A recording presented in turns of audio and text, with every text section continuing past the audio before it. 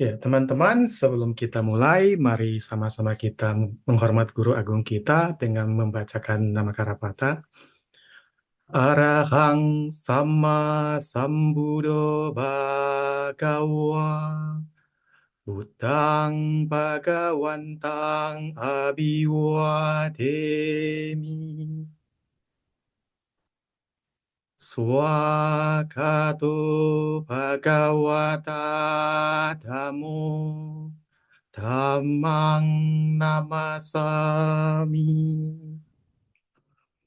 Supatipano Bhagavato Sawaka Sangho Sanggang Namami.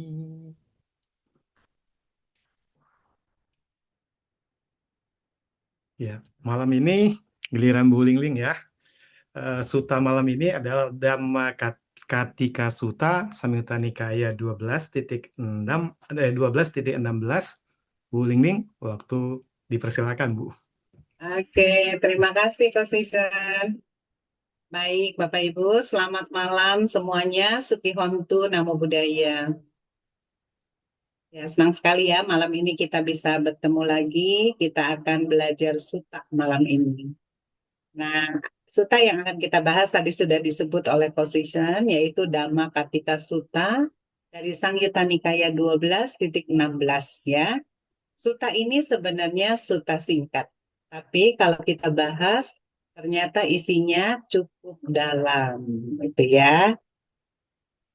Buddha memberikan definisi yang cukup berbeda dengan apa yang dipikirkan oleh banyak orang tentang pembabar dhamma, itu ya. Nah, seperti biasa kita akan membaca dulu sutanya, ya. Pasien mungkin bisa Ah, tolong share ya, boleh. sutanya ya. Kelihatan Bu, cukup besar nggak? Iya, harus diperbesar kayaknya kok, terlalu kecil. Oke, cukup. Nah, ini bagus. Silakan Bapak Ibu, adakah yang mau jadi relawan untuk membacakan suta malam ini? Ya, ada? Kalau nggak ada, saya yang baca. Ya, benar. Boleh, terima kasih Oke, konsisten. Takut salah, Bu. nggak apa-apa. Kita kan semua lagi Kan belajar. belajar. Oke, Benar. Dhammakartika Sutta Samyutta Nikaya 12.16 Pembabar Dhamma. Sawatiang atako anyataro biku yena bagawa tenupasangkami. Upasangkami tua bagawantang abiwadetua ekamantang nisidi. Ekamantang nisinoko so biku bagawantang etadawutse. Damakatiko ti bante ucati. Kitawata nuko bante damakatiko hotiti. Di Sawati, seorang biku mendatangi Sang Bagawa, memberi hormat kepada beliau, duduk di satu sisi dan berkata kepada beliau, "Yang mulia dikatakan pembabar dhamma, sampai sejauh mana seseorang layak disebut sebagai pembabar dhamma?" Jara maranasa ce biku nibidaya wiragaya nirodaya damang deseti. Damakatiko bikuti alam wacanaya jara, jara maranasa ce biku nibidaya wiragaya nirodaya patipano hoti. Damanu damapatipano bikuti alam wacanaya jara maranasa ce biku nibida wiraga niroda anu padawi muto hoti. Ditadama ditadama nibana pato bikuti alam wacanaya. Biku, jika seseorang mengajarkan dhamma untuk tujuan kejijikan terhadap penuaan dan kematian, untuk peluruhan dan lenyapnya, maka orang itu layak disebut seorang biku yang merupakan seorang pembabar dhamma. Jika seseorang berlatih untuk tujuan kejijikan pada penuaan dan kematian, untuk peluruhan dan lenyapnya, maka ia layak disebut seorang biku yang berlatih sesuai dhamma. Jika melalui kejijikan terhadap penuaan dan kematian, melalui peluruhan dan lenyapnya, ia terbebas melalui ketidakmelekatan, maka ia layak disebut seorang biku yang telah mencapai nibbana dalam kehidupan ini. Jatiye, jati, jatiya ce biku, pe bawasa ce biku, upadanasa ce biku, tanhayasa ce biku, wedanaya ce biku, pasasa ce biku, salayatanasa ce biku, namarupasa ce biku, winyanasa ce biku, sangkara nance biku, awijaya ce biku, nibidaya, wiragaya nirodaya, damang deseti. Damakatiko bikuti alam wacanaya, awijaya ce biku, nibidaya, wiragaya, nirodaya, patipano hoti. Damanu damapatipano bikuti alam wacanaya, awijaya ce biku, nibida, wiraga, niroda, anu pada wimuto hoti. Ditadama nibbana pakto bikuti alam wacanaya ti. Biku, jika seseorang mengajarkan dhamma untuk tujuan kejujikan terhadap kelahiran, untuk tujuan kejujikan terhadap ketidaktahuan, untuk peluruhan dan lenyapnya, maka ia layak disebut seorang biku yang merupakan seorang pembabar dhamma. Damakatiko bikuti alam wacanaya. Jika seseorang berlatih untuk tujuan kejijikan terhadap ketidaktahuan, untuk peluruhan dan lenyapnya, maka ia layak disebut seorang biku yang berlatih sesuai dhamma. Dhammanu dhammapatipano bikuti alam wacanaya. Jika melalui kejijikan terhadap ketidaktahuan, melalui peluruhan dan lenyapnya, ia terbebas melalui ketidakmelekatan, maka ia layak disebut seorang biku yang telah mencapai nibbana dalam kehidupan ini. Ditadama nibbana pakto bikuti alam wacanaya ti. Catang Dhammakatika Sutang itu menunjukkan Dhammakatika Sutta adalah sutta ke-6 yang merupakan kelompok atau bab tersebut. Oke, baik. Terima kasih banyak, Coach Wisem. Luar biasa. Ini sharing Sekarang tutup ya? izin, oke, boleh ditutup. Oke, sekarang izin ya, saya Ya, yang share silakan. screen. Oke. Sudah bisa, Coach Wisem? Bisa ya kalau saya share screen? Bisa, Bu, bisa. Bisa, oke, siap. Nice, kemana ini? Bentar ya. Bentar, Coach Wisem, ternyata. Ada. Bentar kok. Oh, ini, bentar ya, izin. Nah, ini internetnya agak lemot. Oke.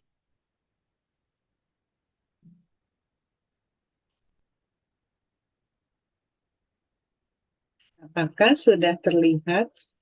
Masih. Oh, ya, sudah. Sudah ya, saya bikin tampilan penuh. Ya, oke, sudah terlihat kan? Sudah, Bu, sudah. Sudah, baik ya. Jadi, Bapak Ibu Rama-Ramani semuanya, malam ini kita akan membahas tentang Dhammakatika Sutta. Artinya, dalam sutta sentral diterjemahkan oleh Indra Anggara sebagai pembabar dhamma, ya.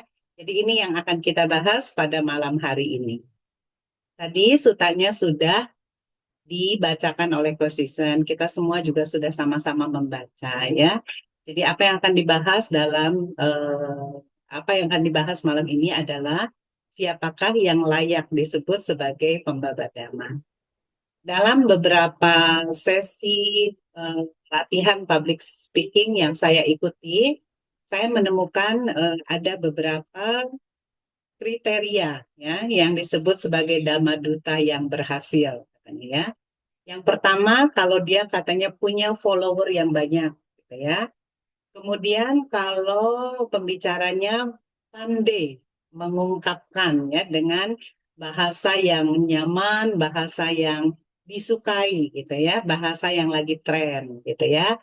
Atau ada juga yang menekankan pemilihan diksi ya atau kosakata yang bagus katanya ya. Ada juga yang menekankan penting kalau menguasai banyak suta katanya. Kenapa harus menguasai banyak suta? Nah, alasannya supaya bisa memberikan penjelasan secara mendalam gitu ya. Seperti itu. Nah, jadi inilah ukuran-ukuran Dhamma Duta atau pembabar Dhamma yang berhasil versi dunia ini gitu ya. Versi apa namanya? Penyelenggara latihan public speaking. Nah, tentu saja kita ingin tahu kriteria seperti apa yang Buddha tetapkan sebagai seorang pembabar dhamma. Ya, oke. Nah, sorry, kenapa loncatnya jauh sekali? Maaf, ini loncatnya jauh sekali. Oke, baik ya, kita akan lanjut ya. Suta ini diawali dengan seorang biku bertanya kepada Buddha. Kita watan nuko bante dhamma katiko hoti.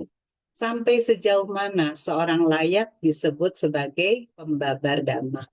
Kita tentu sangat berterima kasih kepada biku yang bertanya kepada Buddha.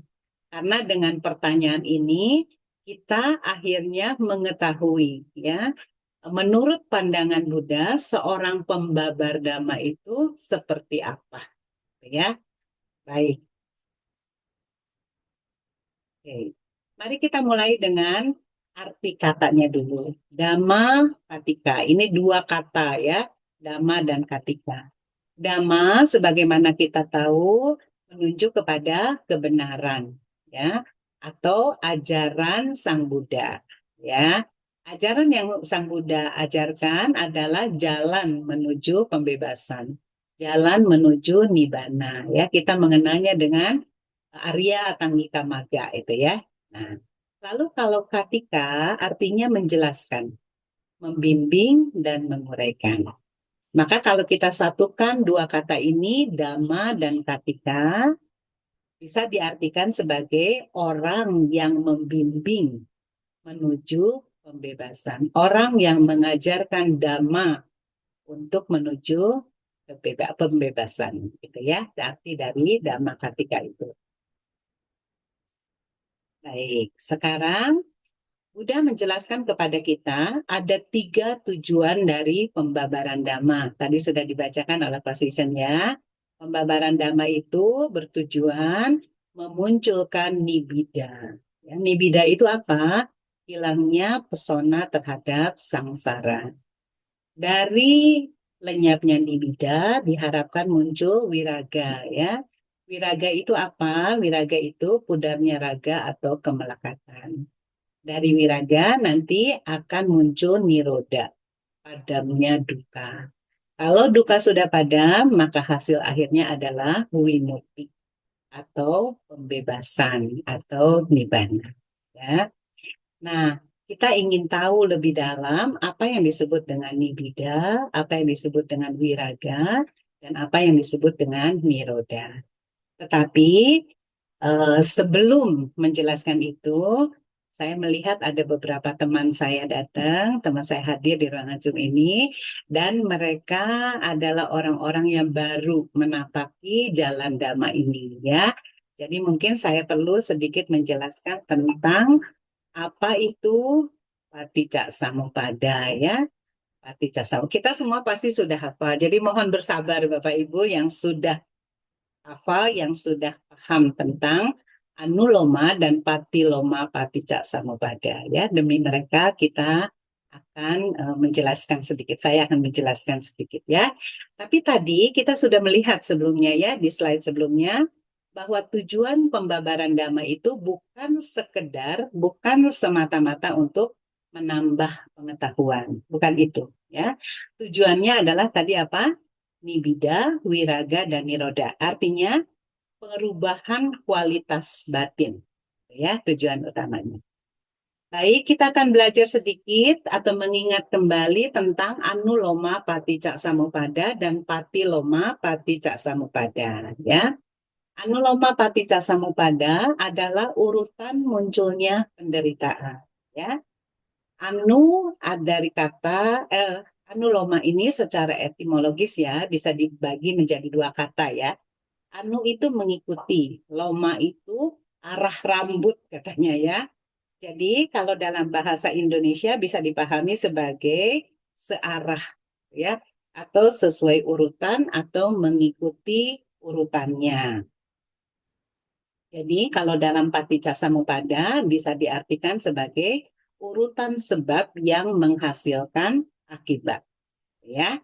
Nah, urutannya seperti apa? Nah, ini ada di sisi paling kiri ya Bapak Ibu di warna biru ini, Anuloma Paticca Samuppada ya. Diawali dengan awija ya. Awija, pacaya, sangkara ya. Kemudian sangkara, pacaya, winyanang. Winyana, pacaya, nama rupang. Lalu nama rupa, pacaya, salayatana. Ini bahasa Pali ya Bapak Ibu. Teman-teman saya tolong sabar sedikit, sabar sebentar. Nanti saya artikan ya. Kemudian tadi sampai salayatana, pacaya, paso ya. Sampai paso sini. Nah kemudian dari situ pasa, pacaya, wedana. Kemudian wedana, pacaya, tanha. Lalu tanha, pacaya, upadana. Upadanang ya. Kemudian upadana, pacaya bawa, terus sampai jara marana, jati dan jata. Jara marana, soka paridewa, duka domanasa, upayasa, samba wanti gitu ya. Gitu. Nah kalau diterjemahkan dalam bahasa Indonesia ya, karena ketidaktahuan maka muncul bentukan-bentukan kehendak atau sangkara ya. Dan dari sangkara lalu timbul kesadaran atau winyana ya.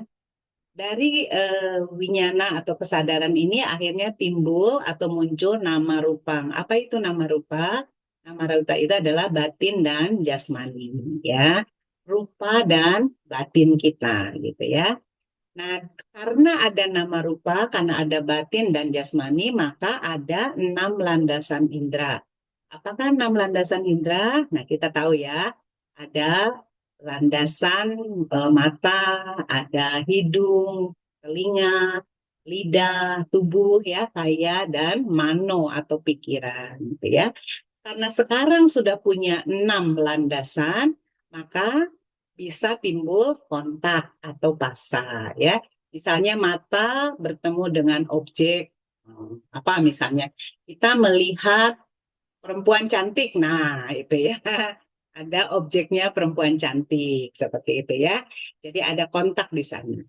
Nah kalau sudah muncul kontak, karena ada kontak maka timbul perasaan, lihat perempuan cantik, wih senang, ya ada perasaan suka, menyenangkan, dan seterusnya. Nah karena timbul perasaan atau wedana, maka timbul tanha. Tanha itu apa? Keinginan, ya, haus damba, gitu kan. Nah karena sekarang sudah muncul tanha, maka akan timbul kemelekatan atau upadana. Kalau sudah ada upadana, maka ada proses menjadi atau bawa ya.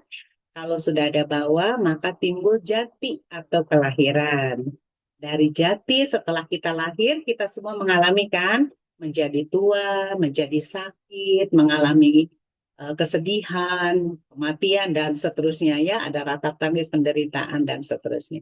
Nah, demikianlah asal mula dari seluruh kelompok penderitaan ini. Jadi, inilah penjelasan mengapa duka bisa muncul ya. Samudaya, asal mula penderitaan. Itulah sebabnya Buddha mengatakan imasming sati idang hoti. Ketika ini ada, maka itu pun ada. Ya. Nah, kemudian lawan dari anuloma ini adalah patiloma. Ya, pati artinya berlawanan. Loma tadi sama ya arah rambut. Jadi artinya melawan arah atau kebalikannya. Nah, ini papiloma ini menunjukkan bagaimana urutan berhentinya penderitaan atau bagaimana penderitaan itu bisa berhenti. Dengan kata lain niroda, ya berhentinya penderitaan atau padamnya penderitaan. Nah, Buddha menyebut urutan papiloma ini dengan imasa niroda idang niru jati, gitu ya. Karena berhentinya ini, maka berhentilah itu, ya. Kalau awijanya berhenti, awija tadi kita sudah belajar ya di sebelah sini ya, ketidaktahuan atau moha ya. Kalau awijanya berhenti, sangkara juga ikut berhenti. Kalau sangkaranya berhenti, winyana nggak akan muncul. Kalau winyana tidak ada, nama rupa juga tidak ada terus gitu ya, sampai ke bawah. Nah, itulah yang disebut patiloma. Jadi patiloma menjelaskan bagaimana penderitaan atau duka berhenti. Ya. Sementara anuloma menjelaskan bagaimana penderitaan itu muncul. Ya. Jadi sebagai perbandingan ya Bapak Ibu, di sisi kanan ini saya buatkan bagannya ya. Kalau dari sisi arah urutannya ya, kalau aspeknya itu arah urutan, maka kalau anuloma itu dari sebab menuju akibat. Kalau patiloma dari berhentinya sebab menuju berhentinya akibat ya. Kalau aspeknya di fokusnya ya, anuloma ini proses timbulnya duka. Sementara patiloma adalah proses berhentinya duka. Kalau dari aspek tujuan nih, anuloma menjelaskan asal mula penderitaan atau samudaya. Sementara patiloma menjelaskan berhentinya penderitaan atau niroda ya. Maka kata kuncinya apa? Kalau untuk anuloma adalah imasming sati idang hoti. Ketika ini ada, maka itu ada. Kalau patiloma apa? Imasa niroda idang nirujati. Karena berhentinya ini, maka berhentilah itu. Ya. Nah, hasil akhirnya apa? Kalau anuloma, hasil akhirnya jara marana, jadi duka. Ini kan, karena munculnya duka kan dari awal. Sementara patiloma, hasil akhirnya adalah jara marana niroda, berhentinya duka. Jadi itu sedikit penjelasan tentang anuloma dan patiloma. Ya, baik. Sekarang kita kembali ke sutanya. Ya. Nah, tadi di dalam suta itu dijelaskan mengapa Buddha memulai dari jara marana. Ya, mengapa Buddha memulainya dari jara marana gitu ya. Nah, kita bisa melihatnya dari kitab komentar ya. Apa yang dikatakan oleh kitab komentar? Nah, ini ya di gambar ini. Jadi, jara marana adalah penderitaan yang paling mudah diketahui atau dikenali oleh semua makhluk. Ya, karena kita semua mengalami penuaan, mengalami sakit, mengalami kematian, mudah untuk dilihat, mudah untuk diketahui. Sementara awija adalah akar yang tidak terlihat, itu tersembunyi di dalam batin kita. Nah, inilah alasan mengapa Buddha mengajarkan memulainya dengan jara marana ya. Nah, jadi kalau kita perhatikan ini Buddha menggunakan metode pedagogis ya Bapak Ibu.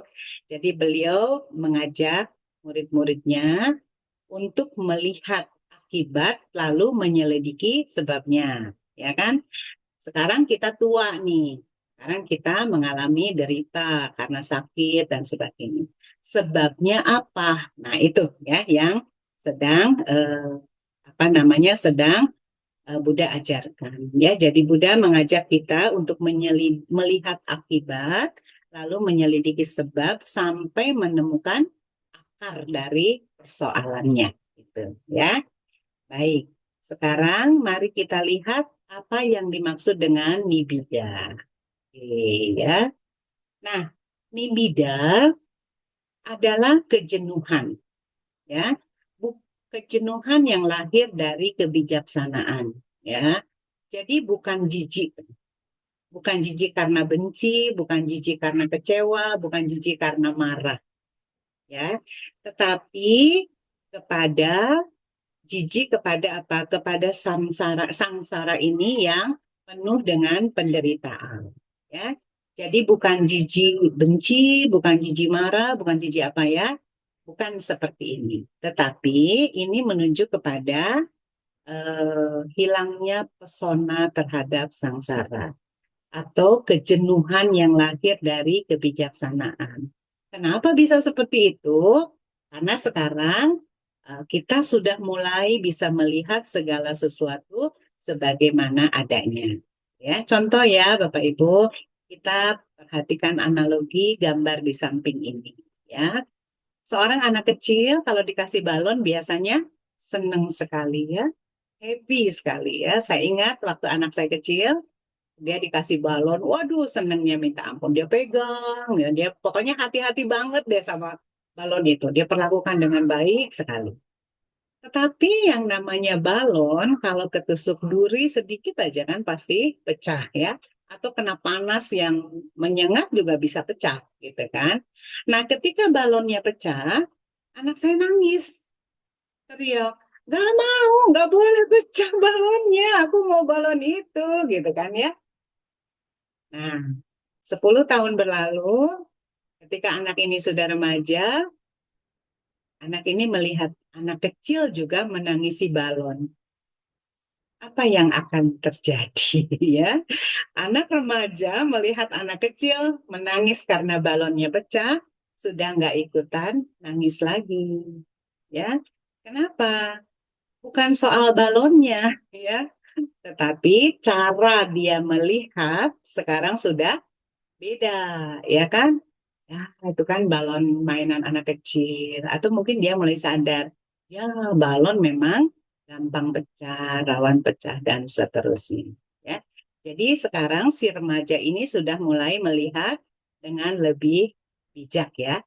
Nah, bandingkan dengan sekarang kita udah tua gini.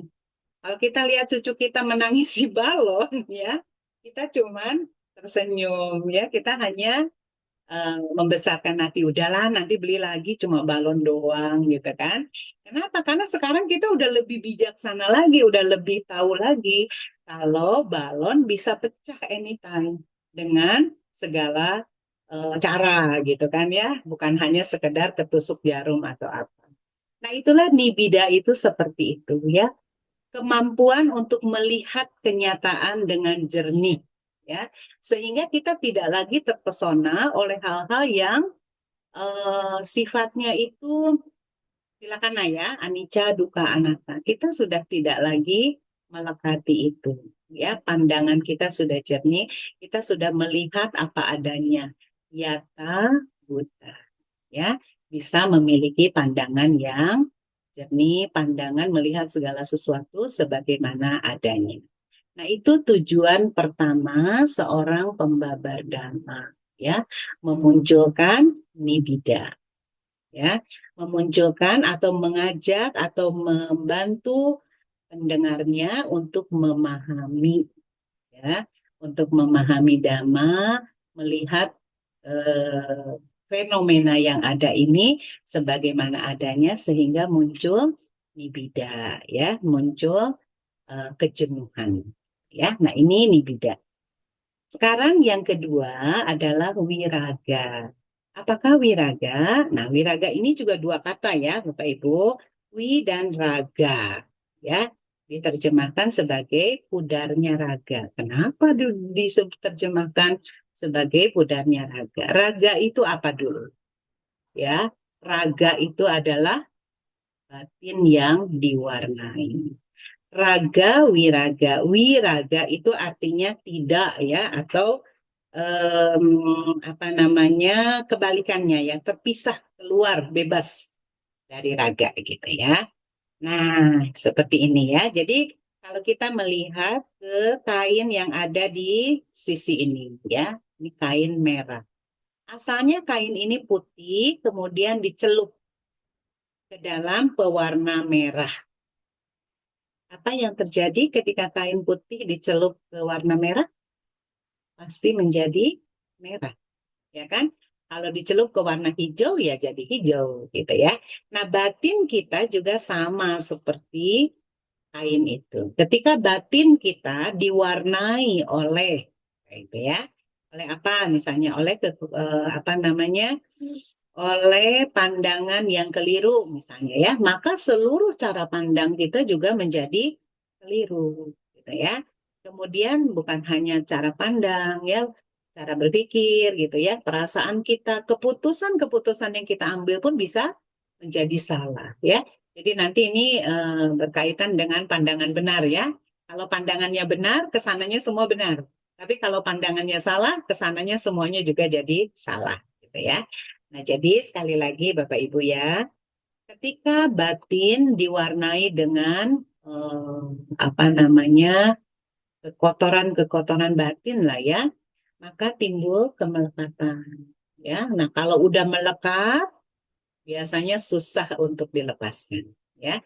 Saya senang menggunakan apa namanya analogi ya. Kalau tanha itu tangan kita sedang meraih gitu ya, mencoba untuk meraih.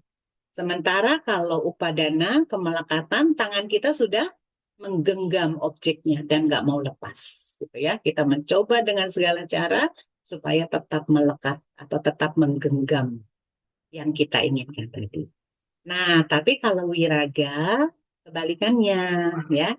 Jadi si kainnya ini walaupun sudah berwarna merah diusahakan untuk dicuci. Cuci sekali, cuci lagi, cuci lagi, cuci lagi.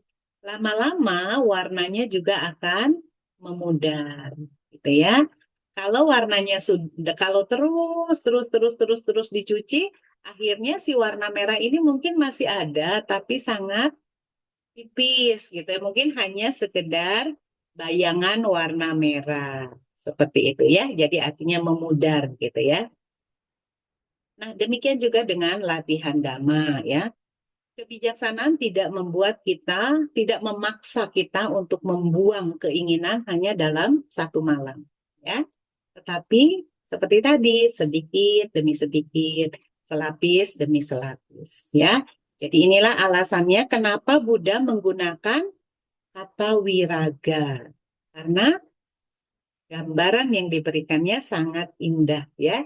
Jadi warnanya perlahan-lahan memudar.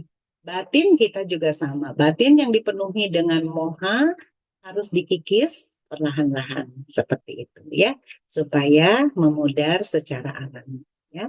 Kalau kita ambil contoh misalnya Bapak Ibu ya, kalau kita ada di satu ruangan yang gelap dan kita punya korek api ya, kita nggak perlu marah-marah, nggak perlu teriak sana sini, nggak perlu mukulin orang untuk supaya dapat cahaya. Cukup nyalain aja korek apinya, gitu kan? Nyala walaupun hanya setitik api, setitik cahaya, tetapi bisa mengurangi kegelapan, ya kan? Seudah titik apinya kita dapat, kita cari lilin. Nah, nyalain lilin. Makin lama ruangannya akan semakin terang. Begitu juga dengan wiraga ini, ya. Perlahan-lahan kita lepaskan kemelekatan kita. Nah, sampai akhirnya batin kita mulai berubah, mulai bertransformasi, ya. Kalau begitu, apakah orang yang melatih wiraga ini menjadi orang yang dingin, orang yang kaku? Enggak, ya, bukan seperti itu. Wiraga bisa berarti batin seseorang ini masih mampu untuk mencintai, untuk bekerja, menjalani kehidupan. Hanya saja sekarang tidak lagi diperbudak oleh kemelekatan. Nah, itu bedanya ya. Sangat indah kata-kata yang Buddha pilih untuk kita, ya, wiraga. Didengarnya juga enak dan ternyata artinya juga indah, ya. Jadi wiraga ini membuat warnanya memudar, warna batin kita ya. Kemudian kemelekatannya memudar sehingga akhirnya batin menjadi bebas, gitu ya. Nah, jadi tadi ya seperti kain itu dicuci pelan-pelan, nanti lama-lama warnanya makin pudar, makin tipis, makin tipis, makin tipis ya. Nah, seperti itu. Baik. Yang kedua sudah, sekarang kita yang ketiga, yaitu niroda. Ya, berhentinya penderitaan. Nah, apakah berhentinya penderitaan ini sementara atau selamanya? Ya, nah pasti bukan yang sementara. Ya, kalau kita lihat hujan turun seperti hujan berhenti sebentar lalu turun lagi. Kenapa? Karena awannya masih bermuatan air, ya masih ada muatan air di sana. Jadi masih bisa turun lagi sewaktu-waktu kena angin jatuh lagi titik-titik air ini menjadi hujan, ya. Tetapi yang disebut dengan niroda ini adalah artinya lenyap atau padam, gitu ya. Nah, kemudian niroda ini memiliki arti yang sangat dalam atau lebih dalam, ya, yaitu berhentinya sebab. Artinya, kalau sebabnya sudah tidak ada, maka tidak akan muncul lagi. Kalau tidak akan muncul lagi, artinya dukanya sudah berakhir. Ya. Jadi niroda ini beda dengan ketiadaan, Bapak Ibu ya. Niroda ini adalah berhentinya sebab penderitaan karena memang sudah berakhir. Seperti itu ya. Jadi kalau sebabnya tidak ada, maka akibat tidak akan muncul lagi. Tadi yang mana Bapak Ibu masih ingat? Papiloma ya, yang membahas tentang niroda itu ya. Nah, sekarang kita sudah tiga-tiganya sudah dapat nih ya. Jadi niroda ini adalah ketika sebab terputus tadi ya, sudah terhenti. Baik. Nah, di bagian selanjutnya dari sutta itu dijelaskan tentang 3 tingkatan menurut Buddha tentang pembabar dhamma. Ya, jadi 3 tujuan dari pembabaran dhamma itu tadi kita ulang sebentar ya. Nibbida, wiraga, dan niroda. Ya, harus mampu seperti itu. Ya, tetapi kemudian ada 3 tingkatan nih pembabaran dhamma ini. Nah, yaitu apa saja? Yaitu pertama dhamma katika, orang yang mengajarkan dhamma ya, baru mengajarkan dhamma. Ada tingkatan kedua dhamma nudhamma patipana, orang yang sudah mempraktekkan dhamma. Dan yang ketiga adalah dita dhamma nibbana pata, yaitu orang yang merealisasikan nibbana. Ya. Nah, dhamma katika adalah orang yang mengajarkan dhamma. Ya, jadi bukan orang yang pintar ngomong katanya. Jadi kalau cuma pintar ngomong saja, tapi nggak bisa menjelaskan dhamma seperti yang Buddha ajarkan, dia bukan pembabar dhamma. Ya. Jadi syarat pertama adalah memahami dhamma terlebih dahulu, sehingga ketika mengajarkan kepada orang lain, dia tidak mengajarkan pandangan salah, tapi yang diajarkannya adalah pandangan benar. Ya, nah dhamma katika ini dikatakan yang diajarkannya itu pandangan benar itu harus bisa mengarah kepada apa tadi? Nibbida, wiraga, dan niroda. Ya, jadi ukurannya sekali lagi mampu mengajarkan dhamma dan mengarahkan pendengarnya kepada nibbida, wiraga, dan niroda. Ya, sekarang tingkat kedua nih ya. Dhamma, nudhamma, patipana. Kan ya? Artinya orang yang mempraktekkan dhamma sesuai dengan dhamma. Ya, jadi menarik nih ya Bapak Ibu ya, seorang pembabar dhamma ini tidak hanya pandai menjelaskan, tapi juga harus menjalani apa yang dia ajarkan. Ya. Kenapa begitu? Karena dhamma itu kan bukan teori ya, dhamma itu adalah jalan hidup. Jadi harus dijalani, harus dipraktekkan. Itu yang tingkat kedua. Lalu yang tingkat ketiganya apa? Dita dhamma nibbana pata.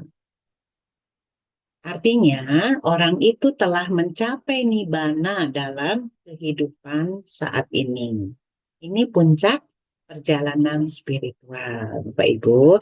Tidak semua mampu sampai ke tahap ini, kecuali mereka yang sudah mencapai tingkat kesucian arahat. Ya, karena yang sudah bisa mencapai nibbana dalam kehidupan ini ya mereka, gitu kan. Dan ketika mereka meninggal ya mereka maha parinibbana seperti itu. Ya, mereka bukan hanya mengajarkan dhamma, bukan hanya mempraktekkan dhamma, tapi merealisasikan dhamma atau menembus dhamma itu sendiri. Ya, jadi prosesnya seperti di kanan ini ya, mengajar, membagikan dhamma pada orang lain, kemudian berlatih, mempraktekkan dhamma dalam kehidupan sehari-hari, lalu merealisasi. Ya, jadi Buddha tidak mengatakan kalau mengajar itu tujuan akhir. Sebaliknya, Buddha mengatakan bahwa mengajar ini hanyalah satu tahap. Setelah itu masih ada lagi, yaitu mempraktekkan atau berlatih. Dan harus sampai merealisasikan. Ya. Jadi dengan kata lain, seorang pembabar dhamma bergerak dari mengajar ke berlatih lalu merealisasikan. Nggak apa-apa sekarang misalnya kita belum merealisasikan, tapi kita sudah bisa mengajar, sudah bisa mempraktekkan, it's okay, itu baik gitu ya, itu bagus. Dan semoga saja pembabar-pembabar dhamma yang seperti itu bisa merealisasikannya. Ya, jadi sekali lagi ya, Bapak Ibu belajar dhamma itu bukan sekedar mengumpulkan pengetahuan dhamma. Nggak cukup sampai di situ. Ya, pengetahuan penting, ya. Tetapi Buddha mengatakan pengetahuan ini harus dirubah menjadi praktik. Dan praktek ini akan menjadi pengalaman bagi kita. Pengalaman inilah yang akan berkembang membawa kita kepada pembebasan. Ya, maka sekali lagi ya Bapak Ibu, ketiga tingkatan ini mengingatkan bahwa dhamma itu tidak hanya berhenti di kepala, tapi harus turun ke hati, kemudian nampak dalam perilaku kita, hingga akhirnya membuat batin kita terbebas dari semua kekotoran-kekotorannya. Ya, baik, sampai di sini ada satu pertanyaan ya, kenapa setelah menjelaskan 3 tingkatan pembabar dhamma ini, Buddha kembali menjelaskan seluruh mata rantai Paticcasamuppada gitu ya. Karena kan kita semua tahu Samyutta Nikaya 12 ini merupakan rangkaian dari Nidana Samyutta. Ya, kita lihat ya. Ya, mengapa Buddha mengulang 12 nidana? Ya, seperti itu. Mengapa harus diulang gitu kan ya? Apakah kurang kerjaan atau mau dibuat lebih panjang gitu ini sutanya atau bagaimana gitu kan? Kenapa nggak sekali aja sih gitu? Kenapa harus diulang kembali? Ya, ternyata setelah saya pikirkan, setelah saya renungkan, saya diskusikan dengan Coach Susan, dan kemudian kita cari di kitab komentar, ternyata ada pesan penting di balik pengulangan ini. Ya, jadi Buddha mengulang seluruh rangkaian Paticcasamuppada ini untuk menunjukkan bahwa setiap mata rantai dapat dijadikan objek kebijaksanaan. Artinya, apapun titik awal yang kita lihat, apabila kita bisa memahami dengan benar, semuanya bisa membawa kita pada pencerahan. Ya, Bapak Ibu. Misalnya ya, kita ambil contoh. Kalau ada orang yang sensitif, gampang marah, dengan memahami rangkaian Paticcasamuppada, kita bisa melihat kenapa sih orang gampang marah? Biasanya orang marah karena ada sesuatu yang membuat dia tidak suka. Ada perasaan tidak menyenangkan. Nah, bisa mulai dari sana. Ya, bisa mulai dari sini nih, wedana. Wah, ada perasaan tidak menyenangkan. Apa nih? Ya, kita mulai mawas diri ya. Nah, kita amati. Oh ya, ada perasaan tidak menyenangkan. Muncul keinginan untuk menolak dengan cara marah-marah gitu ya. Nah, kemelekatan pada keinginan itulah yang membuat kita meledak dalam kemarahan. Karena kita menolak, gitu kan, mempertahankan apa yang kita mau. Jadi dari satu mata rantai saja kita bisa memahami seluruh prosesnya. Kalau kita tahu sudah ada wedana yang tidak menyenangkan, bisa lihat ke atas sebelumnya. Apa yang mengkondisikan perasaan ini? Kita coba amati. Oh, ada kontak dengan siapa? Wah, saya ketemu si A. Orang itu nyebelin, dia pernah nipu saya, dia pernah pinjam uang nggak bayar ke saya, misalnya. Sekarang ketika kita sadar bahwa wedana ini muncul, maka kita menahan itu. Stop sampai di situ, cut di sana. Supaya tidak muncul tanha, gitu ya. Seperti itu. Atau contoh lain, misalnya orang sudah terlanjur dikuasai oleh tanha, nafsu untuk ingin memiliki.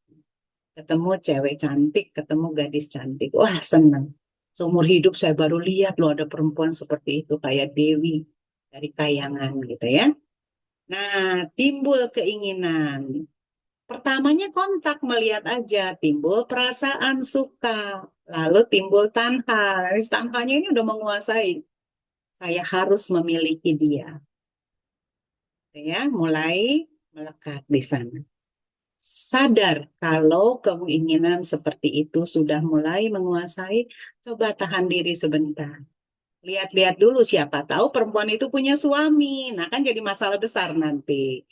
Tahan dulu, jeda dulu. Ingat ya kalimat dari Pak Bram ya beberapa minggu lalu. Jeda 3 detik, jangan langsung diikuti ya. Supaya kita paham apa sih sebenarnya yang muncul. Nidana yang mana yang sedang bekerja dalam diri saya. Seperti itu. Jadi Buddha ulangi 12 nidana ini tujuannya ke sana. Ya. Jadi kalau dengan kata lain kita bisa apa namanya, kita bisa menerjemahkan sendiri sebagai seperti ini ya. Dimanapun kamu mulai memahami munculnya dhamma, terus lihat hubungan sebab dan akibatnya. Itu ya. Karena seluruh mata rantai ini saling berkaitan. Jadi sekali lagi Bapak Ibu, kenapa harus diulang? Bukan untuk gaya, bukan untuk sekedar gaya penulisan, bukan ya, tapi ada tujuannya.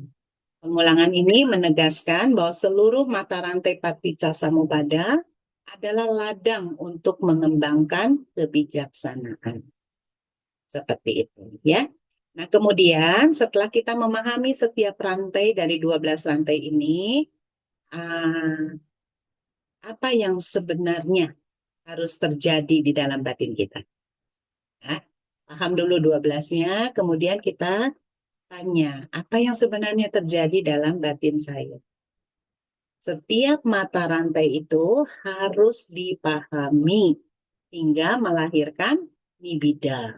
Tadi ya, nibida, kemudian wiraga, lalu niroda. Supaya kita bisa mencapai wimutti, pembebasan. Nah, inilah objek sejati dari pembabaran dhamma. Seperti itu ya. Nah, kita lihat ke yang sebelahnya ya, objek pembabaran dhamma. Jadi, inilah cara Sang Buddha mengajar. Sangat-sangat luar biasa. Keren sekali ya. Jadi setiap mata rantainya dipahami, lalu munculkan nivida, munculkan wiraga, niroda, supaya mencapai wimutti. Ya. Jadi ini Paticca Samuppada ini bukan sekedar teori, tapi juga merupakan jalan pembebasan. Luar biasa ya Guru Agung kita.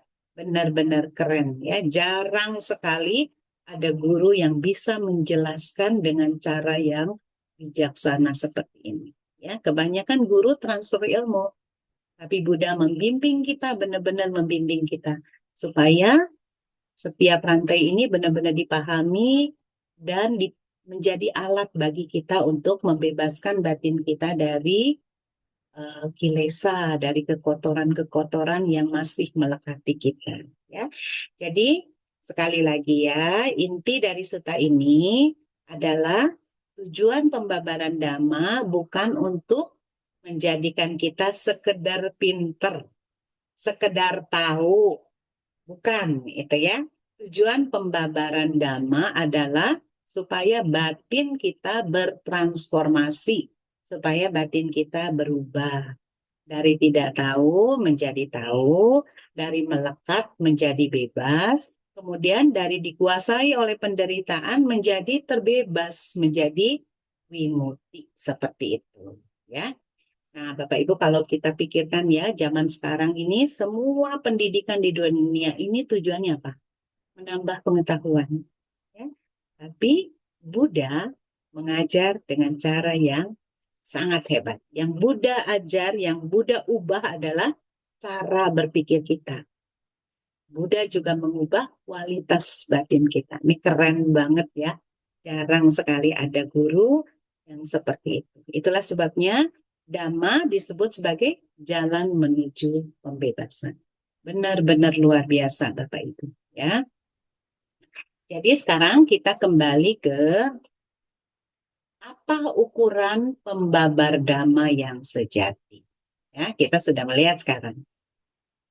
Pembabar dhamma berdasarkan kriteria yang ditetapkan oleh Sang Buddha, bukan sekedar pandai bicara, bukan banyak pengikutnya, bukan populernya, ya, bukan banyak followernya di sosial media, bukan. Tetapi pembabar dhamma itu harus bisa menumbuhkan kebijaksanaan, mengurangi kemelekatan, dan menuntun menuju kepada pembebasan. Seperti itu. Ya. Jadi luar biasa ya Bapak Ibu, sekali lagi ketika saya mempelajari ini dan berdiskusi dengan Koswisen, saya sendiri banyak wow gitu ya. Wow lagi sangat terpesona oleh cara Sang Buddha mengajar kita. Seperti itu ya. Jadi kalau mau menjadi seorang Dhamma-katika, seorang pembabar Dhamma, inilah yang harus kita upayakan ya ketika kita membimbing orang lain. Sutta ini sebenarnya berbicara kepada kita semua, sejujurnya ya. Kenapa? Karena coba bayangkan Bapak Ibu, sebagai orang tua nih ya, kita juga sering membabarkan dhamma kepada anak-anak kita, kepada cucu kita ya, kepada keluarga, sepupu, keponakan gitu ya. Kita bicara dhamma.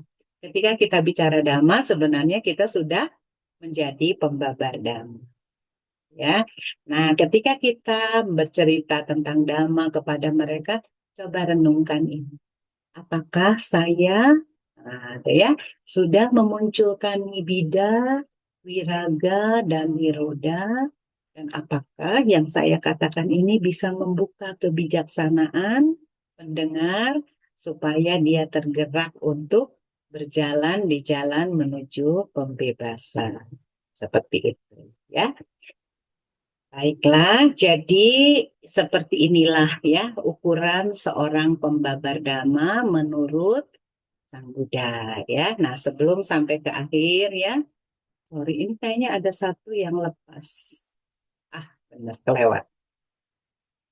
Aduh, maaf ya. Oke, kita sampai pada kesimpulan dulu ya. Jadi, seorang pembabar dhamma berupaya menjelaskan dhamma supaya orang memiliki pemahaman. Setelah memiliki pemahaman, memunculkan nibida, perasaan jenuh terhadap sangsara. Lalu wiraga ya, belajar untuk mengikis kekotoran batin, mengikis moha gitu ya. Supaya apa? Supaya nirodanya tercapai, terhentinya sebab duka itu ya, dan dengan berhentinya maka muncul jalan menuju pembebasan.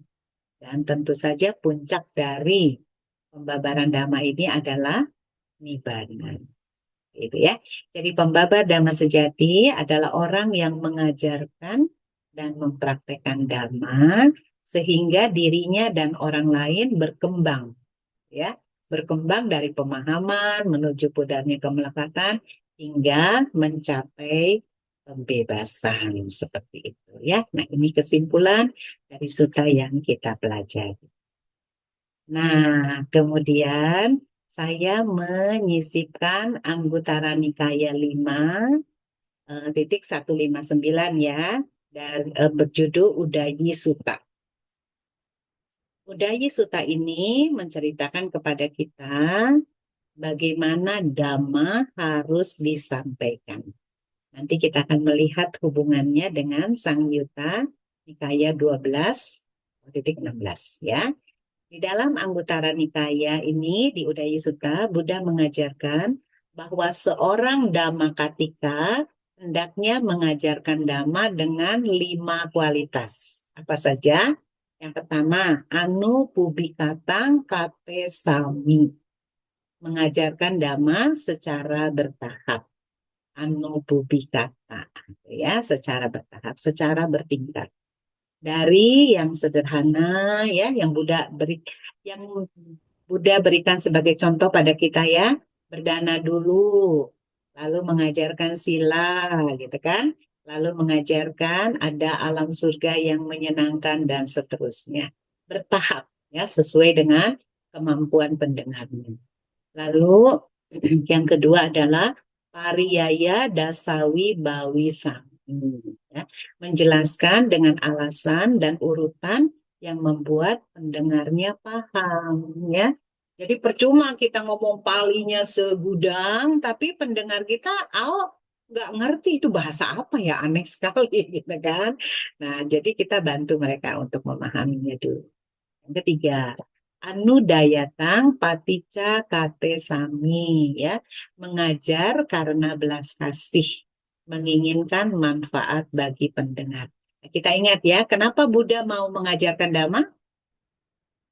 Karena karuna agung, karena Buddha memiliki belas kasih agung. Itu contoh bagi kita. Jadi kalau kita mau mengajarkan Dhamma, katanya harus mengajar dengan alasan belas kasih.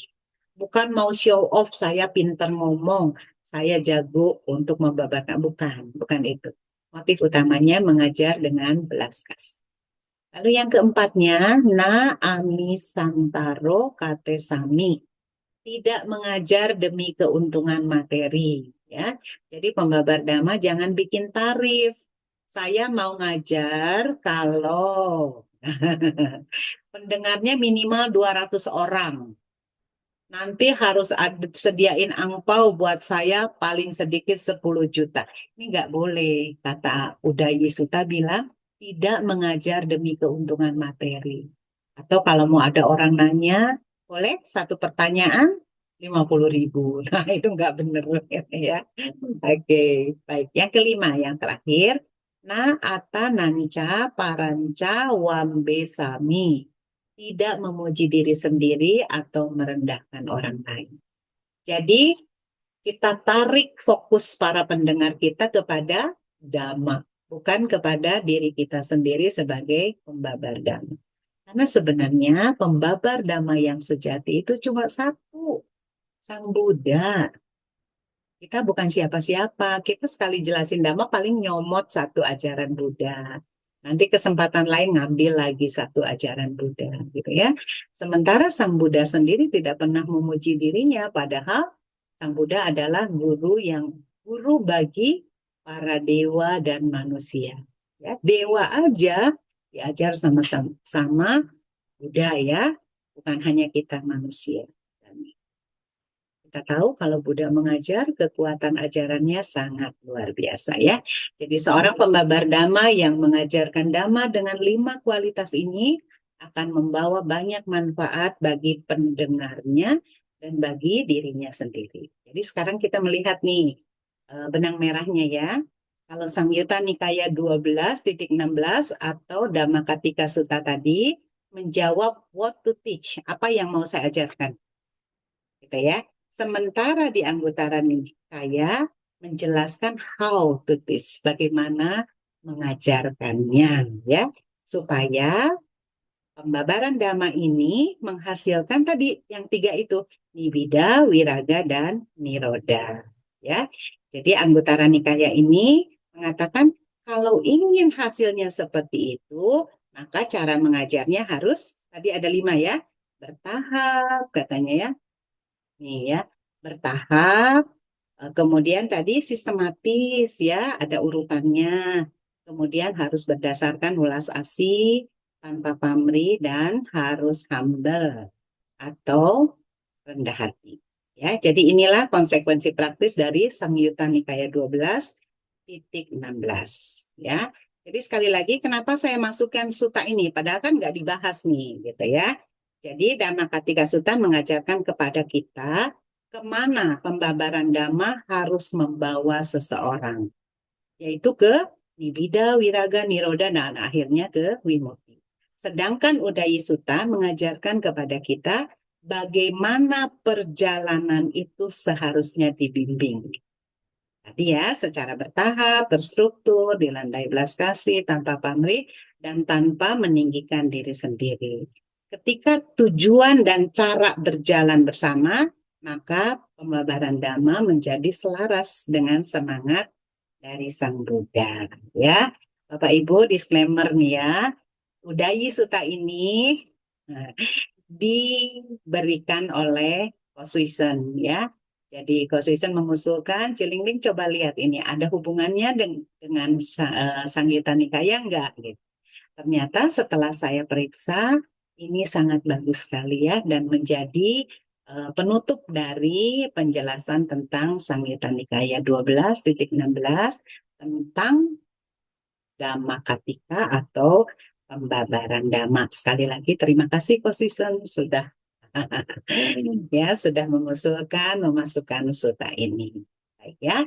Demikian Bapak Ibu, Sanghita Nikaya 12.6 Dhamma Katika atau pembabar Dhamma sudah selesai kita pelajari bersama. Semoga bermanfaat ya. Terima kasih.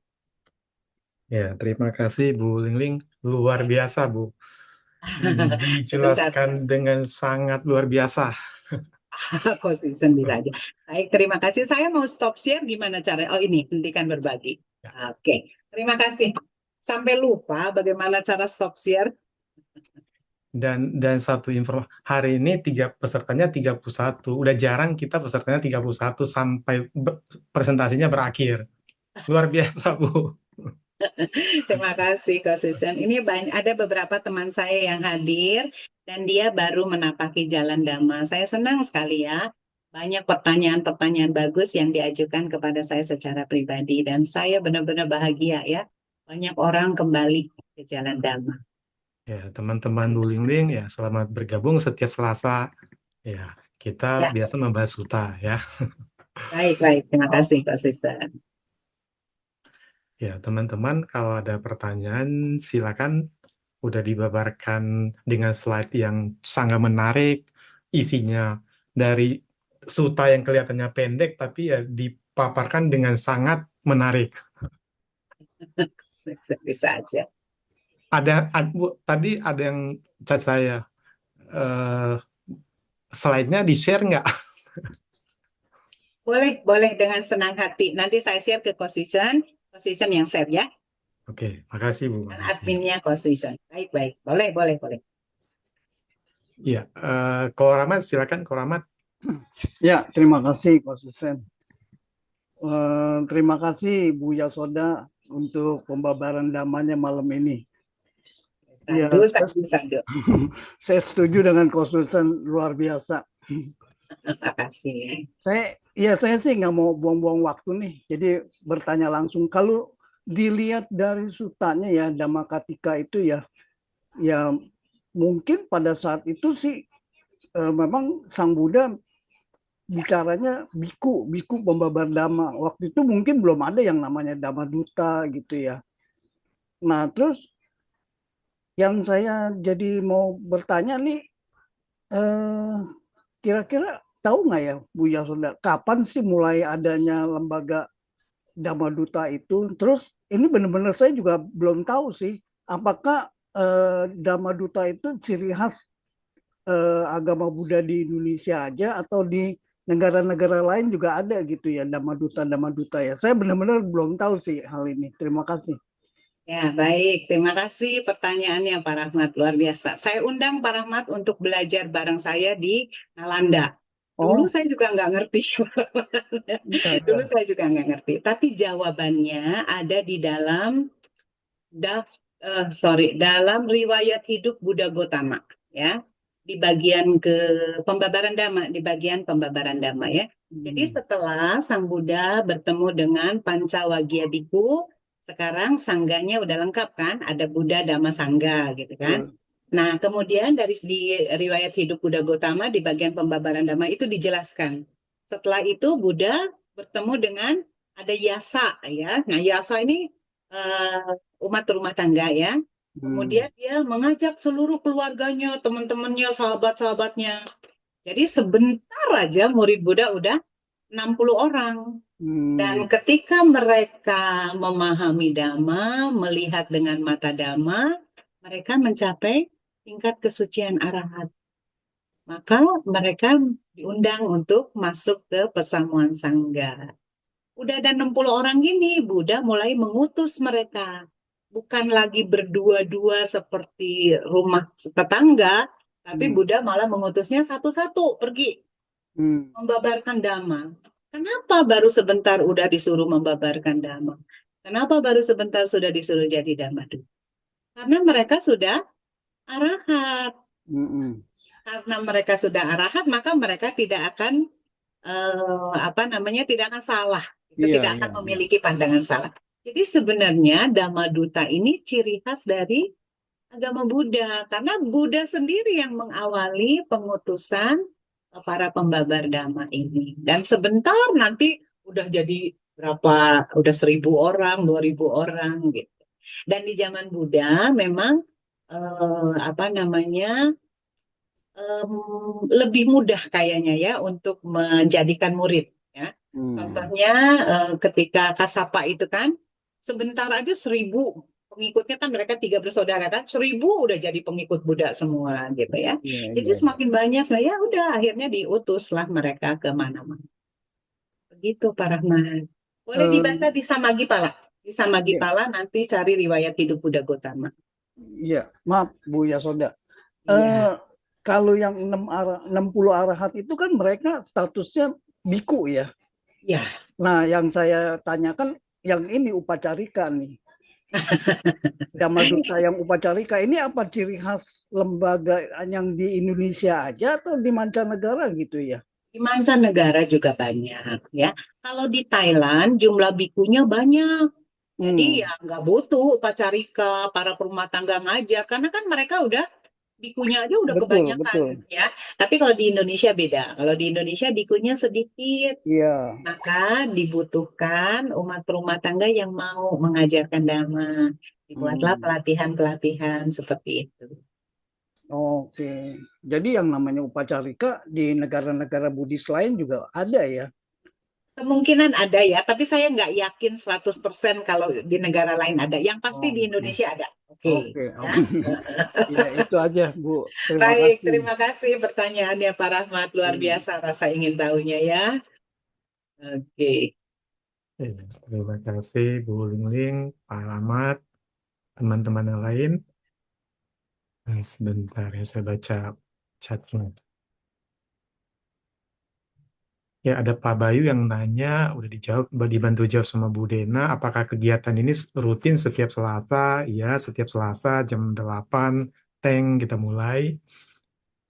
Terus ya, untuk di add ke grup, ya Bu Yasoda bisa, atau tadi ya Bu Kirana juga bisa bantu add di grup. Terus, teman-teman yang lain, kalau ada pertanyaan, silakan. Oke, Pak Arya, silakan. Ini hari ini luar biasa untuk Ibu ya saudara ya saudara. Udah aja, nggak pakai rak. Pak Arya, Ini jangan nanya yang susah-susah, saya nggak bisa jawab loh nanti. enggak, Ada justru saya kodanya nggak? Ada nggak kodanya nanya nggak nih? karena saya nggak nanya, justru saya juga nggak memberikan komentar karena memang sudah bagus, sudah sistematis, sudah belajar. Dulu ada program Dhamma Duta sudah bagus. Saya cuma hanya sekedar menambahkan saja. Ya, Tadi ada silakan. pertanyaan mengenai Dhamma Duta. Nah, Ya. Dhamma Duta 60 orang itu oleh Sang Buddha sendiri. Itu mereka semua adalah arahat. Nah, sekarang yang Dhammakatika sedikit beda. Belum menjadi arahat, tapi bisa mengajarkan Dhamma. Jadi sebenarnya masih belajar juga, tapi mereka sudah mulai mengajar. Nah, untuk seperti itu, Sang Buddha memberikan petunjuk. Nah, petunjuknya tadi yang Dhammakatika. Jadi selain memberikan pelajaran, dia harus memberikan contoh dengan dia sendiri berlatih sampai dia akhirnya bisa menembus. Kalau dulu kan cerita yang paling gampang itu kan Pariyati, kan kalau dulu pernah kuliah Pariyati, habis Pariyati Pati-Pati, habis Pati-Pati Patiweda. Jadi jadi cuma hanya melengkapi apa yang tadi ditanyakan supaya jangan sampai keliru. Nah, mengenai istilah Dhammaduta sendiri, ini hanya di Indonesia yang dari Megabudi itu mencetuskan karena pada waktu dulu jumlah biku kan sangat sedikit supaya bisa agama Buddha lebih cepat eh, menyebar didirikanlah STAB-STAB termasuk Nalanda dan Megabudi juga melakukan kursus Dhammaduta supaya eh, para umat ya bisa belajar lebih cepat. Bahkan sebelum kursus Dhammaduta diselenggarakan dulu kursus dasar. Nah, setelah belajar kursus dasar yang mau mengabdikan dirinya untuk berbagi seperti Ibu Yasoda ini, nah baru ada istilah yang Dhammakatika ini. Jadi cuma sekedar informasi tambahan. Bagus sekali nanti lain kali bisa ditambahkan. Baik, terima Dilanjutkan. kasih Pak Ria. Padahal saya udah keluar keringet dingin loh Pak Ria. Bercanda, bercanda Pak Ria. Oke, baik ya. Terima kasih. Ya, terima kasih Pak Arya masukannya, tambahan informasinya. Oh, ada satu lagi. Dulu saya Silakan. pernah usulkan. Sebenarnya kan ini satu apa namanya persiapan yang sudah sangat baik. Tapi diuraikannya, disampaikannya jangan setelah selesai. Justru disampaikannya sebelum acara ini. Jadi kalau memang materinya sudah bagus, disiapkan, jadi para para pesertanya di sini bisa belajar dulu. Nah, setelah belajar dulu bagus, nah jadi dia datang di sini, mendengarkan secara langsung dia sudah mengerti. Jangan maksudnya belajar pada saat diceramahkan baru belajar. Sama seperti kita mendengarkan khotbah di wihara, setelah mendengarkan baru ini. Tapi siapkan dulu seperti di Dhammacakka, disiapkan lembarannya dibagi dulu, orang bisa baca. Nah, setelah bikunya memberikan khotbah, oh kita sudah ngerti ya. Seperti itu. Jadi belajarnya lebih lebih cepat dan lebih bagus. Seperti kalau dulu zaman dulu kan sekolah itu kan kita diberikan buku. Zaman dulu setelah gurunya mengajar baru kita baca bukunya. Kalau sekarang enggak. Muridnya disuruh baca dulu setelah pada waktu di sekolah, nah bisa langsung bertanya atau mendengarkannya lebih jelas. Ini cuma sekedar usul saya supaya kita bisa mendapatkan materi-materi yang bagus, bukan cuma hanya yang Dhammasa Kaca, tapi juga yang Abhidhamma juga bagus. Kalau misalnya materinya diberikan dulu, nah kita bisa lihat dan mungkin kita bisa mempersiapkan pertanyaan-pertanyaan yang berguna bukan untuk kita, tapi juga untuk pendengar yang lain. Dengan demikian, kita bisa belajar lebih baik. Ini yang namanya student oriented gitu. Baik, terima kasih. Cuma sekedar komentar. Dan pujian Ya, untuk terima Ibu kasih. ya sudah. Ya. Baik, terima kasih. Boleh nih sarannya, Coach Susan. Jadi nanti narasumbernya membagikan dulu bahannya ya. Kalau boleh PPT-nya di-share duluan boleh. Atau kayak Pak Bram kemarin ya, bagus Ya, tuh Pak Bram. ya kalau Pak Bram biasa dia share dulu. Cuma kan kadang tergantung pembicaranya itu PPT-nya udah ready apa belum, Itu dia, ya kan? betul. Ya. Dan juga karena materi kita ini kan urut. Jadi ya pesertanya kalau yang sering ikut dia udah tahu kok kalau hari ini SN 12.16 ya besok ya pasti lanjutannya yang 17 dan seterusnya gitu. Iya. Jadi kalau yang biasa buka misalkan Suta Sentral ya dia udah tahu tinggal nextnya baca sutanya sudah ada, tinggal nanti penjelasannya sama penceramanya itu mungkin ya Ya, bahannya berurutan ya, jadi bisa berurutan. dibaca duluan. Ya, cuma ya kalau kayak misalkan Pak Bram kayak ya Pak Bram biasanya bagus tuh. Dia udah siapkan pertanyaan-pertanyaan, dilempar dulu biar orang mikir kan. Nanti pas waktu kelas ya kira-kira ya materi apa yang poin pentingnya gitu. Iya. Belum nyampe seperti Pak Bram. Pak Bram memang keren banget. Oke.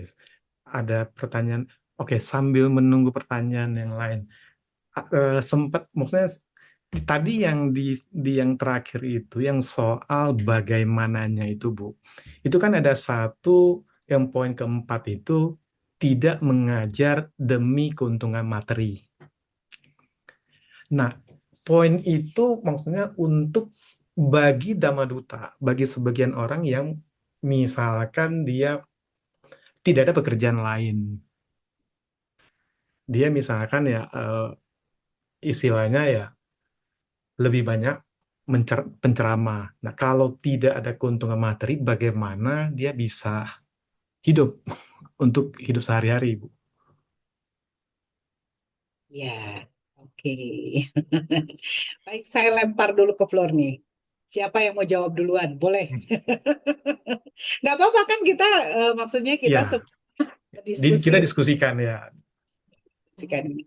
Boleh, siapa yang ingin menjawab pertanyaan Ko Suisen duluan?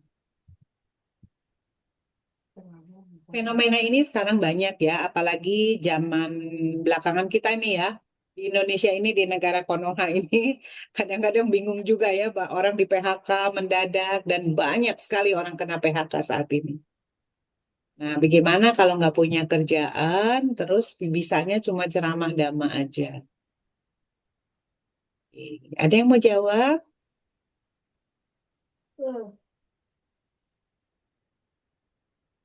Ya, Hmm. Pak Arya. Boleh, Pak Arya, silakan. Hmm. Ya, ini ada satu hal yang penting untuk kita, ya, spesifik ya, bahwa dhamma atau pembabar dhamma bukan untuk diperdagangkan, bukan untuk mencari keuntungan.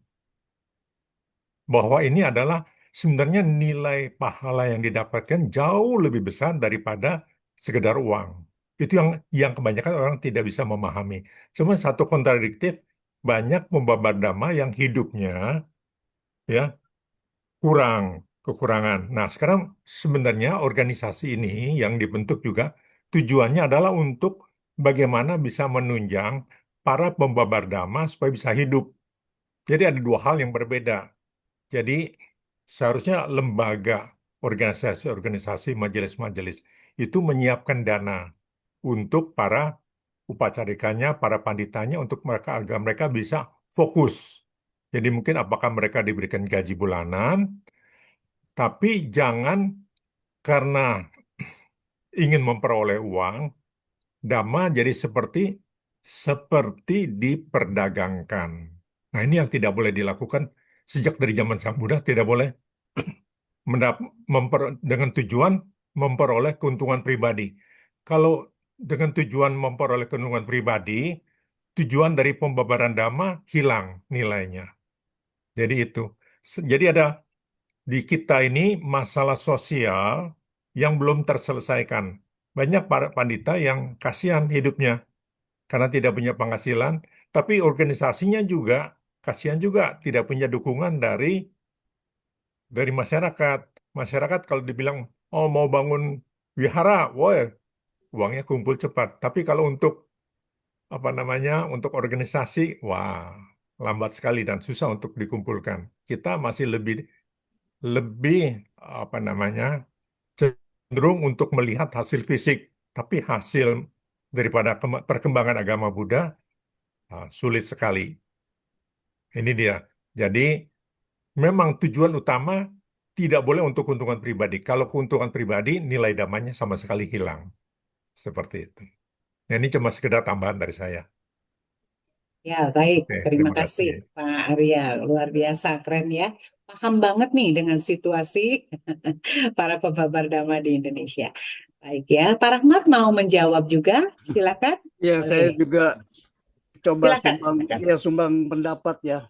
Ya Iya, sebenarnya kembali lagi motivasi seseorang itu untuk menjadi upacarika Dhamma Duta itu apa gitu awal dia ininya ya. Kalau kalau dia sebagai mata pencarian gitu kasarnya. Jadi kayaknya kehilangan makna ini ya. Jadi gini kayak showbiz gitu. Kadang-kadang topiknya kalau yang kayak gitu ini maaf kalau pendapat saya salah ya. Ini pribadi sih subjektif. Jadi kadang-kadang tuh kalau itu dia kan ceramahnya dia ambil nih temanya yang lagi ngetren apa nih sekarang. Wah kalau yang apa, yang mistis-mistis misalnya, kalau yang amulet-amulet, oh lagi disenangin nih gitu. Jadi tujuannya untuk mencari ini, mencari apa ya, audiens gitu. Terus ada juga ya Bu ya, saya lihat ada di kalangan Buddhis ya, di Theravada lah kita ngomong ya. Ada orang-orang yang entah pertimbangannya apa, mereka nggak mau bergabung di lembaga upacarika Dhamma Duta, tapi dia mau berceramah Dhamma gitu. Pertimbangannya apa kita nggak tahu ya. Mungkin untuk menghindari kelas-kelas di dalam organisasi atau apa. Kalau kayak gitu gimana ya pertanggungjawabannya gitu. Ya itu aja sih pendapat saya. Ya, baik. Terima kasih Pak Rahmat ya. Luar biasa Pak Rahmat dan Pak Arya. Baik ya, boleh saya komentari ya. Jadi tadi Buddha mengatakan bagaimana cara mengajarkan Dhamma kan, how to teach ya, bagaimana mengajar. Nah, kita ingat ya Bapak Ibu di dalam Anguttara Nikaya ya, saya lupa Anguttara Nikaya berapa. Tapi ketika Buddha mengatakan tentang kama ya, Buddha mengatakan begini, cetanang bikawe, kamang wadami ya. Para biku kehendak atau cetana itulah yang aku sebut sebagai dhamma. Yang aku sebut sebagai kama, salah ya, bukan dhamma, kama. Jadi ketika seseorang mau mengajarkan dhamma, dia harus periksa niatnya. Niat saya ini apa? Mau cari uang di sana, mau jadikan itu sebagai sumber penghasilan, atau mau berniat berdana dhamma. Ya, ketika seseorang punya niat lain di luar dana dhamma, itu kita paham. Gak usah menghakimi. Aku salah, ya. Aku salah itu kan bukan hanya sekedar perbuatan buruk. Aku salah itu adalah perbuatan yang didasari, perbuatan buruk yang didasari oleh 3 akar. Loba, dosa, moha. Jadi sekali lagi, batin kita yang harus diperiksa. Belajar Dhamma bukan untuk menghakimi orang lain, bukan untuk ngejudge, nih kamu ini mau cari duit di sini atau mau membabarkan Dhamma, itu satu dulu ya. Jadi batin kita yang harus kita urus dulu, nggak usah ngurus batin orang lain. Kalau misalnya benar-benar terbukti bahwa dia memang menjadikan itu sebagai sumber penghasilannya, ingat juga, itu kamanya dia. Ya kan? Apa yang mendasarinya itu akan jadi urusan dia, hukum kama dan wipaka. Tetapi memang seperti Pak Arya tadi bilang ya, dana dhamma kalau sudah dikotori seperti itu ya kita paham. Jangan ikut-ikut melibatkan diri di sana. Karena begini, pengalaman saya membabarkan dhamma ya, ada memang istilahnya uang transport lah ya. Tapi karena saya merasa bahwa saya tidak membutuhkan itu, jadi saya danakan kembali. Ya, di sini ada beberapa teman saya yang hadir, jadi mereka tahu lah tentang itu ya. Tapi kadang-kadang juga ada pengunjung ya, maksudnya umat yang nggak pernah datang ke wihara itu, tiba-tiba dengar saya ceramah di sana, dia datang. Dan dengan sangat sumringah dia ngedatangin saya, terus dia bilang, Bu, saya ini sangat pengen ketemu Ibu. Hari ini saya ketemu Ibu. Ibu jangan nolak ya, saya udah kasih ini. Melihat mukanya pengen berdana, jujur, saya nggak sampai hati untuk nolak itu. Jadi apa yang saya lakukan, saya terima aja gitu. Saya terima aja niat baiknya. Saya doakan semoga benih kama baik yang Anda tanam akan berbuah. Ya kan? Seperti itu. Setelah orang itu pergi, saya masukin aja ke kas wihara. Selesai kan? Karena prinsip saya adalah saya dana dhamma mutlak itu aja. Gitu. Jadi apakah ini jadi patokan buat semua orang? Enggak usah. Gitu kan? Masing-masing batinnya akan menentukan ya. Jadi para mat kita kan tahu kan ada 6 akar ya, loba, dosa, moha, aloba, dosa, moha. Mana yang mau kita kembangkan lebih kuat?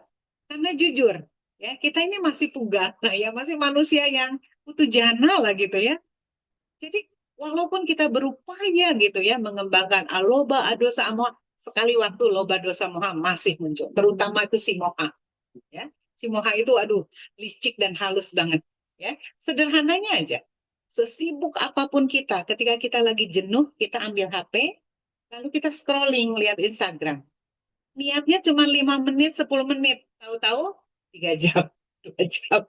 Itu moha itu ya. Jadi kita aja belum bisa ngurus batin kita dengan sempurna. Jadi nggak perlu pusing dengan urusan orang lain gitu ya. Kalau itu sahabat dekat kita dan kita benar-benar perhatian, kasih sayang ke dia, ya bolehlah kita tahu dia lagi nganggur ya kita bantu gitu ya. Kalau misalnya nggak punya ya nggak usah maksa juga gitu. Itu dari saya ya Bapak Ibu. Ada yang mau menambahkan yang lain? Silakan. Ini Halim ya. Halim mau bertanya, Ko Susan. Ya, Silakan. silakan Eh, Pak Lim. Ci, aku izin bertanya tadi kan Ci Liling bilang apa urusan masing-masing gitu ya. Ya, Itu tuh aku kemarin tuh ngeliat ada orang Buddhis dari Medan, dia tuh bikin video TikTok. Dia tuh nyebut Sukitata, Sabetata, Bhavantu apa gitu. ya. Intinya ya mikirin diri-diri sendiri gitu loh. Itu penjelasannya gimana Ci kalau boleh tahu? Baik, terima kasih. Sebelumnya saya perkenalkan dulu Halim ya. Halim ini teman saya dari Wihara Karuna Mukti. Beliau baru bergabung ya, beliau baru memutuskan untuk menapaki jalan Dhamma. Jadi mungkin kalau bahasa Palinya masih belum sempurna, mohon dimaklumi ya, karena namanya juga orang sedang belajar. Saya akan jawab pertanyaannya Halim ya, Halim. Jadi itu kalimatnya sabe, sata, bawantu, suki, tata. Kalau diterjemahkan ke dalam bahasa Indonesia, artinya semoga semua makhluk berbahagia.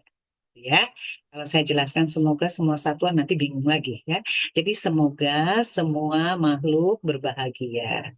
Artinya itu meta, itu kasih sayang yang sifatnya universal. Kita mengharapkan semua makhluk bisa bahagia. Kenal, nggak ada urusannya. Yang penting semua bahagia aja. Ya, saya belum kenal mama papanya Halim, tapi saya mengharapkan mereka bahagia. Maka saya mengucapkan sabe, sata, bawantu, sukitata. Ya, ini meta kasih sayang yang kita pancarkan kepada semua makhluk. Ini hal yang positif. Sesuatu yang positif kita bagikan sesering mungkin, sebanyak mungkin ya. Tapi kalau mau ngurusin urusan pribadi, nah itu stop ya. Karena ranahnya kalau ranah batin itu milik masing-masing. Bisa aja, Alim ya. Kemarin saya kasih kasih perumpamaan ya waktu ceramah itu. Saya bilang 2 orang datang ke wihara. Yang satu niatnya benar, sungguh-sungguh. Saya mau puja bakti mendengarkan Dhamma Desana. Semoga setelah mendengarkan Dhamma Desana, pengetahuan saya bertambah, saya semakin semangat untuk berlatih meditasi, berlatih apa. Pokoknya niatnya baik. Datanglah dia ke wihara, pagi-pagi bangun, udah mandi, pakai baju yang rapi. Terus apa namanya, dia datang, udah ngitung waktunya. Pokoknya jangan sampai saya ketinggalan waktu nama Skara pertama kali. Waktu mengucapkan nama Karapata, saya harus udah di sana. Dia bertekad seperti itu. Ada orang kedua datang ke wihara, dia juga sama, pakai bajunya necis ya, bagus, bersih, rapi gitu ya. Dia juga sama, datangnya tidak terlambat. Dan selama puja bakti berlangsung, dia juga mengikuti, dia duduk diam. Ya, dia duduk diam, mengikuti, seperti mengikuti lah gitu ya, seluruh acara ini sampai selesai. Selama Dhamma Desana dia nggak buka HP juga kok, gitu ya. Dia mendengarkan, dia duduk diam mendengar. Tapi apa yang terjadi di dalam batin? Tidak ada yang tahu kan? Dia datang dengan pakaian rapi, dia sebenarnya lagi ngincer seorang gadis. gadis di situ ada mamah papahnya gitu kan. Nah, dia datang biar kepake sama calon mertua. Terus dia mau nunjukin kalau dia tuh Buddhis sejati gitu kan. Wah, nama sekarangnya sampai lama gitu kan. Kemudian waktu Dhamma Desana dia dengerin gitu ya. Nggak pegang HP sama sekali. Pokoknya saya dengerin gitu. Nah, kualitas batinnya kita paham.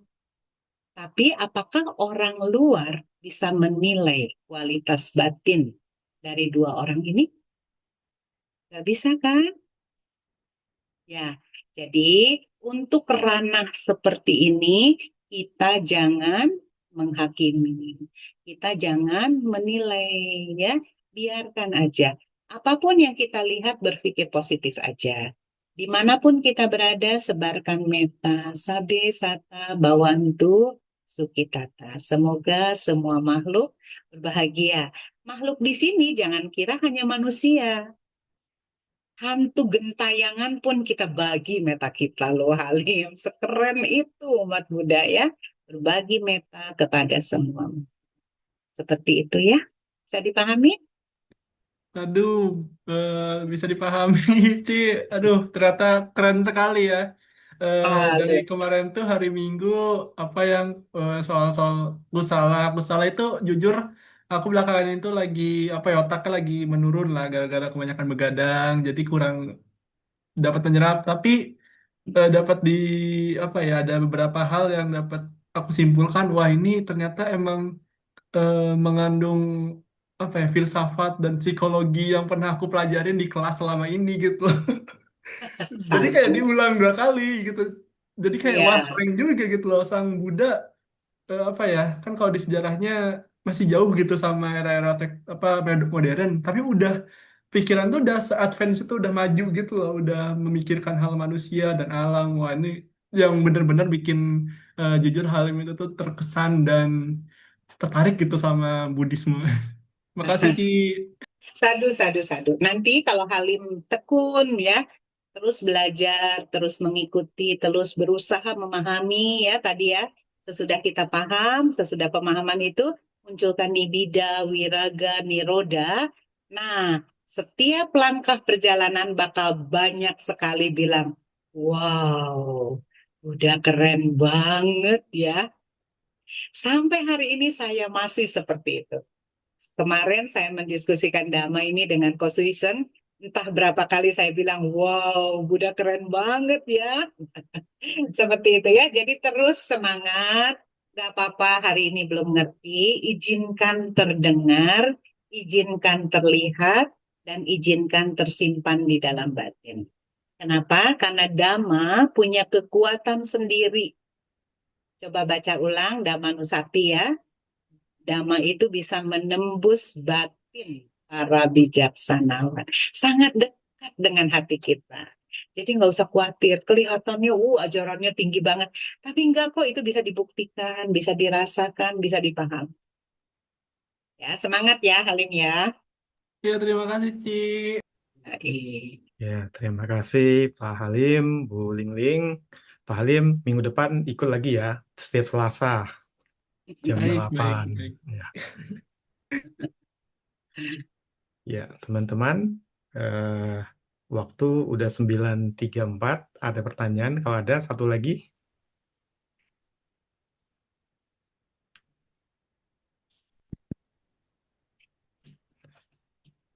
Oke, kalau tidak ada, sambil saya rangkum sedikit yang sudah disampaikan sama Bu Lingling, nanti kalau ada pertanyaan di terakhir ya. Jadi Bu, tadi sudah disampaikan bahwa tujuan pembabaran Dhamma itu ada 3, untuk memunculkan eh, nibida, wiraga, dan niroda. Sampai tujuan sampai terakhirnya itu adalah untuk pencapaian nibbana. Terus ada dilanjutkan tadi Pak Bu Lingling juga sempat ya menjelaskan sedikit dari Paticcasamuppada, Anuloma maupun Patiloma. Dan kenapa Buddha memulainya hari ini dari cara marana? Karena mengajarkan dari yang paling mudah dikenali. Dan jadi dari yang paling mudah menuju ke yang sulit itu ya. Terus ada tiga tingkatan,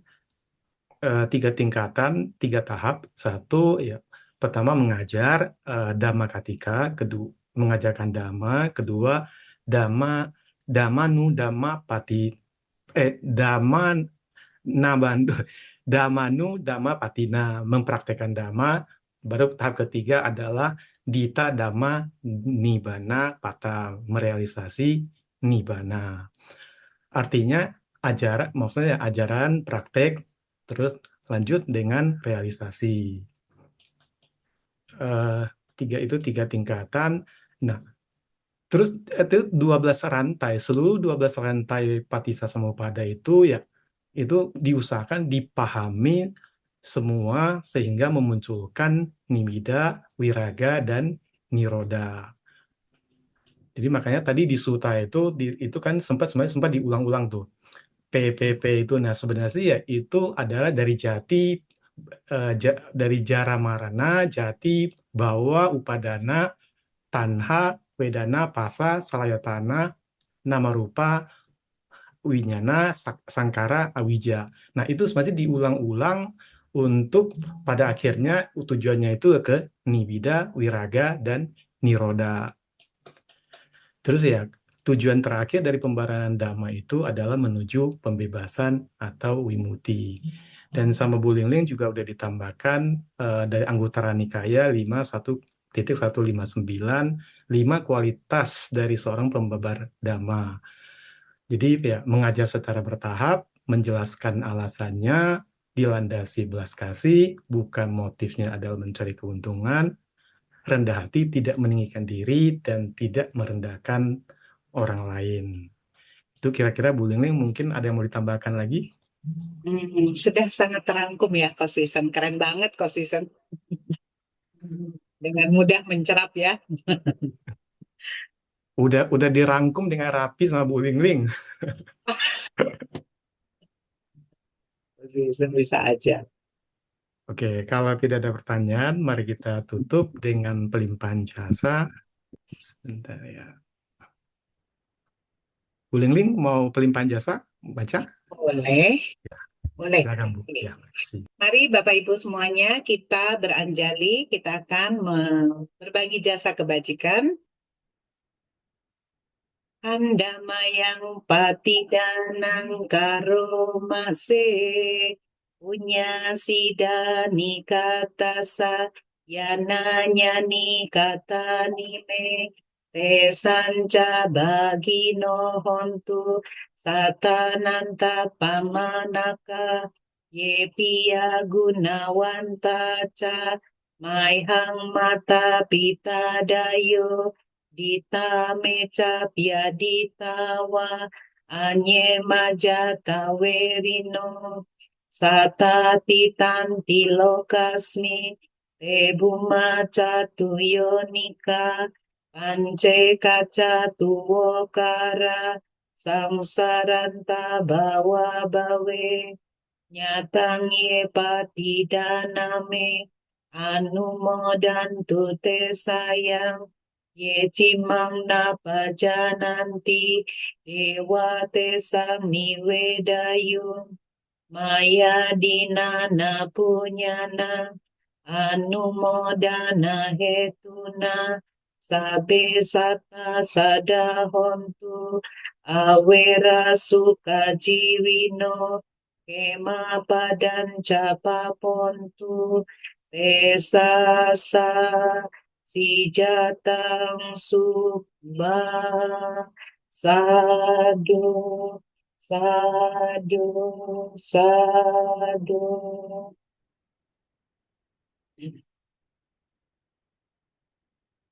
Kita lanjut dengan nama Karapata ya. Arahang sama sambuddho bhagawa udang bhagawantang abiwademi swakato bhagawata dhammo dhammang namasami Supatipanno bhagavato sawaka sanggo sanggam namami. Mari bersama-sama mengucapkan Sabe Sata Bawantu Sukitata. Semoga semua makhluk berbahagia. Sadu, sadu, sadu. Terima kasih, Kosishan. Terima kasih, Bapak Ibu semua. Ya, terima kasih Terima Bu kasih, Lingling, Bu terima Lingling. kasih Terima kasih. teman-teman Anumodana semua. Ramani, Terima Anumodana kasih, Koswisen Sadu. atas Dhamma Selamat di sana malam. malam ini. Terima Dari Terima kasih kasih Bu Yasoda, Bu terima kasih Yasoda, Koswisen. Koswisen, Mudah-mudahan ini teman-teman konsisten. ya, semuanya. Ya. pesan dari Ko Sutrisno bagus sekali Bu Lingling. Pak Memang Rahmat, Lanjut pasti ada lagi. maunya. Keren Keren ya. Cia Soda, Oke. keren banget. Terima kasih. Terima Oke, kasih sampai semua ketemu ya. Selasa depan ya. Ya, sampai ketemu minggu depan. Makasih semua ya. Kak Joni Makasih. kapan Makasih, Ko mengisi Kak Susan. Joni? Ya. Kak Nanti Joni kapan dijadwalkan. mengisi? Ya, Nah, Nanti boleh nih masih Kak banyak PR Susan. saya. Oh, Nah, nanti saya WA Ko Joni ya. Nanti giliran kapan dia isi lagi. nah, siap. Ya. Oke ya, makasih teman-teman semua. ya, Sampai ketemu minggu depan. Makasih semua ya, ya. izin live ya. Makasih. Izin Ya, tutup Terima malam. kasih kasih. semua. Ya. Iya.